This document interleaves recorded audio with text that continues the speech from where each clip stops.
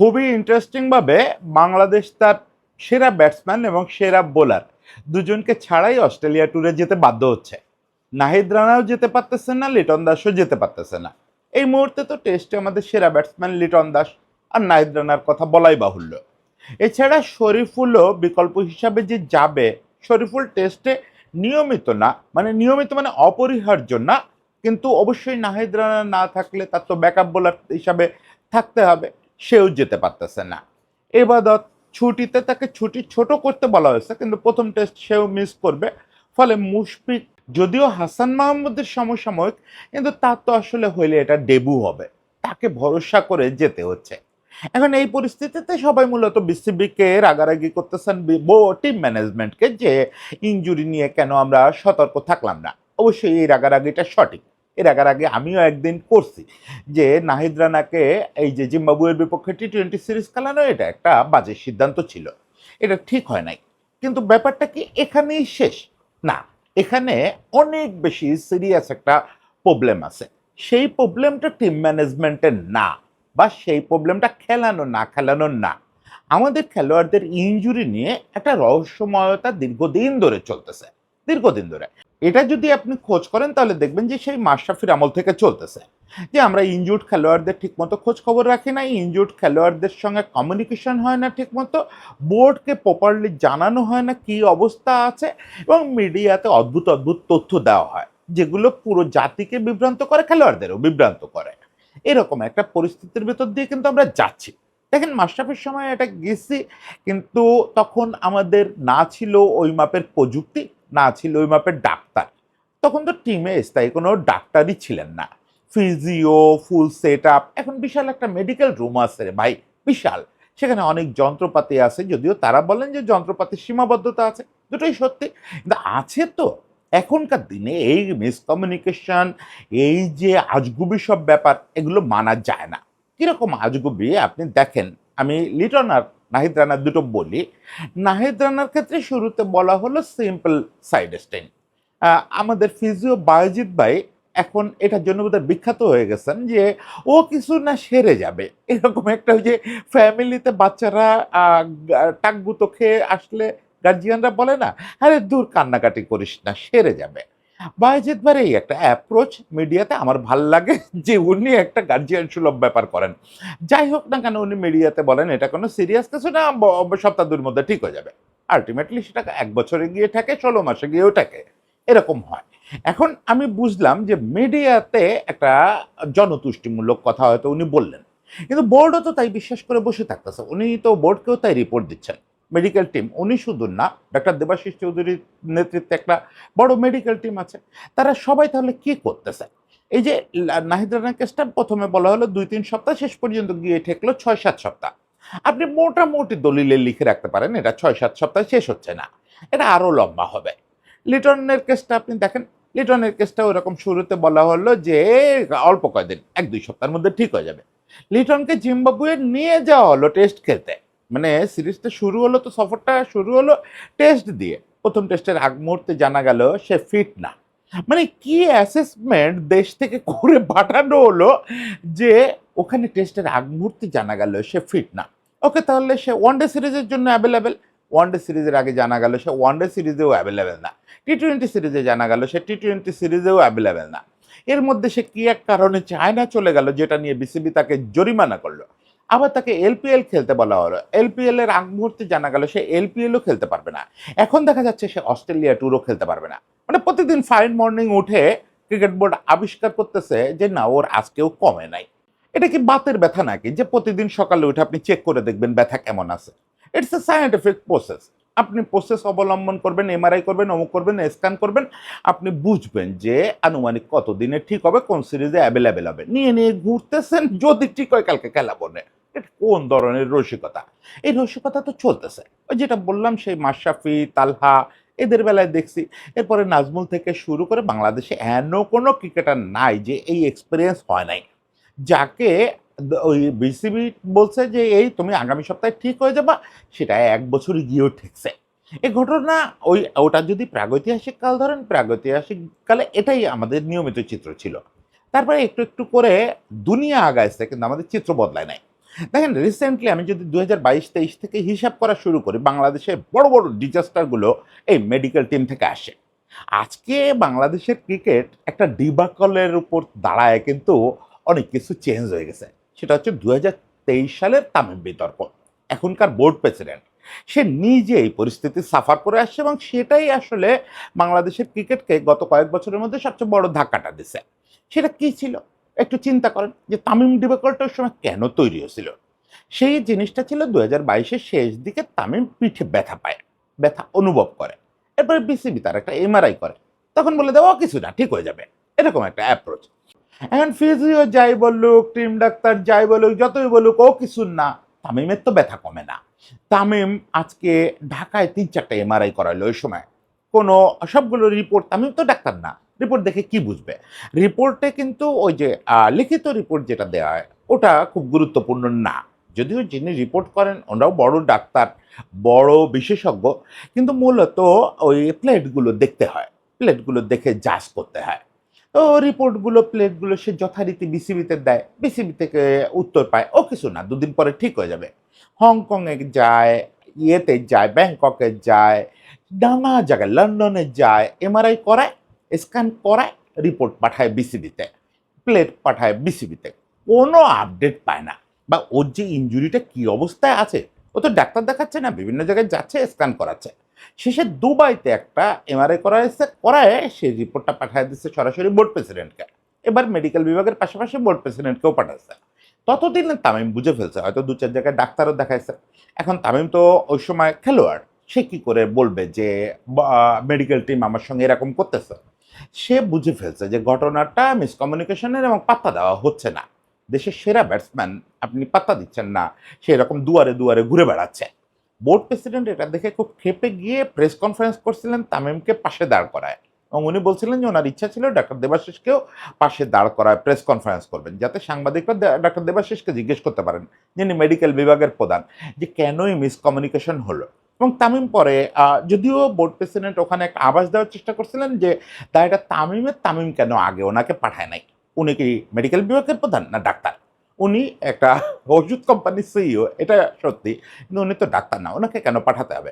আর উনি ডাক্তার হলেও উনি তো এই দায়িত্বে না, যদি ডাক্তার হইতেন। তামিমের পাঠানোর কথা মেডিকেল ডিপার্টমেন্টকে পাঠাইছে, তারা কমিউনিকেট করে নাই। তামিম পরে ইন্টারভিউতে বলছে যে এটা আমি যে জায়গায় পাঠানোর দরকার প্রত্যেকবার পাঠাইছি। এই সিনারিও চলতেছে। এরপরে এবাদতের সিনারিওটা আপনাদের মনে আছে? 16 মাস মাঠের বাইরে ছিল। এবাদত যখন ইনজুর্ড হলো, এই বাইজিৎ ভাই না, বাইজিৎ ভাই না, তখন বোধহয় অন্য একটা ছেলে ফিজিও ছিল, সে ওরকম বলছিল 1-2 সপ্তাহের ব্যাপার, কোনো সমস্যা না। বারবার এমআরআই হয় দেশে, অমুক তমুক, ও আর সুস্থ হয় না। এখন ও বেচারা তো বুঝেই উঠতে পারে না, আমি সুস্থ হই না কেন, আমি হাঁটতেই পারি না, আর বল করা তো বহুত দূর কি বাত। ও ক্রাচ ছাড়া হাঁটতেই পারে না, এমআরআই করা হয়, এরা কেউ কিছু বোঝে না। বাংলাদেশে বারবার এমআরআই করা হয়। শেষ পর্যন্ত লন্ডনে গিয়ে এমআরআই করানো হলে ওখানে নি স্পেশালিস্ট দেখে বললেন যে ওর এসএল রিস্ট্রাকচার করতে হবে অপারেশন করে। 5টা অপারেশন করা লাগছে এক জায়গায় পরপর। যে এই 5টা অপারেশন করে ওর এসিএল রিস্ট্রাকচার করা লাগছে। এটা বিসিবি মেডিকেল টিমের কেউ বুঝলো না। বাংলাদেশে এত বড় বড় নি স্পেশালিস্ট আছেন, তাদের মতামত নেওয়া গেল না? নাকি এগুলো জেনেও বোর্ডকে জানানো হয় না, খেলোয়াড়কে জানানো হয় না? এগুলো হাই প্রোফাইল কেস বললাম, এই যে কয়টা বললাম। এর বাদেও আপনি গত 1-2 বছরে দেখবেন মৃত্যুঞ্জয়, অ্যালিস, বর্ষণ, আমি নাম গুণে শেষ করতে পারি না, মানে যারা হাই প্রোফাইল না বলে মিডিয়া এরকম সিরিয়াসলি কাভার করে না যে কোন ধাপে কি হচ্ছে, এরকম ক্রিকেটার। আর এর পরেরটা মানে আন্ডার 19, এটা আমরাও জানি না। আমরা প্রায় দেখি আন্ডার 19-এর একজন খেলোয়াড় খুব পটেনশিয়াল ছিল, বিশ্বকাপ না খেললে তো আন্ডার 19-এর খেলোয়াড়দের আমরা স্বীকৃতি দেই না, আমরা জানিও না যে কেউ আন্ডার 19-এ খেলছে। হয়তো খুব ভালো খেলছে, কোনো কারণে বিশ্বকাপ মিস করছে বা বিশ্বকাপের আগে ইনজুরিতে পড়ছে। 10 বছর পরে তার সঙ্গে কোনো এক ফুলতলা বাজারে দেখা হয়, ভাইয়া আমি তো ওই যে বিশ্বকাপের আগে আগে ইনজুরিতে পড়ছিলাম, আমার আর এটা নিয়ে আগানো হয় নাই, বহুবার পরীক্ষা করাইছি ভাইয়া, আমি আর হাঁটতে পারি না। এখন সে একটা দোকান দিয়ে বেড়ায়। ঢাকা পুরো বাংলাদেশ শহরে এরকম অজস্র ছেলে আপনি পাবেন, শুধুমাত্র আমাদের মেডিকেল ডিপার্টমেন্টের এই ফাতরামোর জন্য, এই মিসকমিউনিকেশনের জন্য, বুঝে উঠতে না পারার জন্য। পুরো বাংলাদেশ জুড়ে বহু তরুণ ক্রিকেটারকে আপনি পাবেন যাদের ক্যারিয়ার শেষই হয়ে গেছে এই কারণে। তারা কোনো ওই বিসিবির সাপোর্টও পায় না, তারা কেউ তামিম ইকবালও না যে নিজের টাকায় পৃথিবী ঘুরে ওরকম স্ক্যান করায় বেড়াবে। নিজের টাকায় পৃথিবী ঘুরে ট্রিটমেন্ট করায় বেড়াবে? কে না মুস্তাফিজ এটা সাফার করছে। আমি এই মুহূর্তে এত রিকলও করতে পারতেছি না। শুধু very much high profile case হিসেবে এবাদাত, লিটন, এই তামিম এই কেসগুলো মাথায় আসলো।